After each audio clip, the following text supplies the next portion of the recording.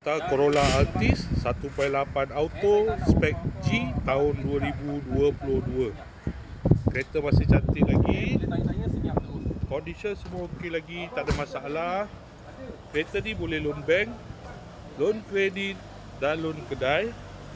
Kalau nak beli cash pun boleh. Kalau berminat boleh datang kedai, tengok kereta, boleh test drive. Kereta ni accident free, boleh jalan jauh, tak ada masalah.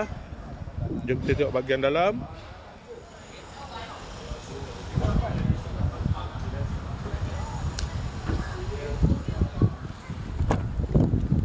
Dalam masih cantik lagi, leather seat.